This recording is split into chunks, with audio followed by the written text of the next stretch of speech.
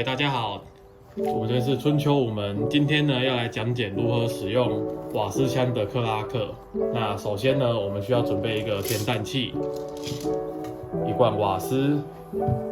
那现在开始要怎么使用呢？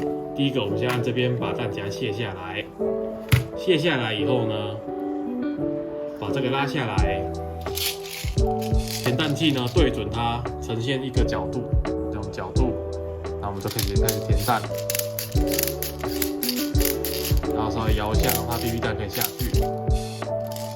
OK， 那要检查一下这边会不会说卡住，像这样就是卡住了。那我们要把它稍微推进去，然后放掉。OK， 这样就可以装弹完成。那么接下来呢是如何装瓦斯？这边呢有一个孔洞，那我们灌瓦斯的时候要记得不要去摇瓦斯，要让因为瓦斯摇了它容易膨胀。所以说我们要直接拿起来，往下垂直，用力压住。那如果说你没有装好的情况下，它会像这样子，会喷出来。那如果说压下去，就一点点露出来那种感觉，那就是装对了。OK， 那像这种瓦斯弹夹呢，大概装3到5秒钟左右就会完了，就会满了。OK， 那我们接下来就可以把弹夹上去。那瓦斯枪呢，第一发一定要先上膛。上一次就 OK 了，那接下来就可以开始射击了。开始射击。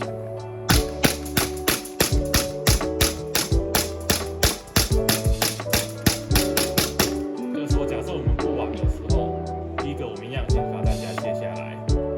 那这边有个卡榫，我们把它往下压，让它回去。那因为你不玩的情况下，克拉克这种枪它是没有保险的，真枪也是一模一样。那我们记得切记一定要把它扳机扣掉，这样子才不会说我弹夹可能上去，再按下去又急发。OK， 以上就是我们的解说。那喜欢我们的影片呢，都欢迎在我们的影片里面按赞，然后订阅，开启小铃铛，谢谢大家。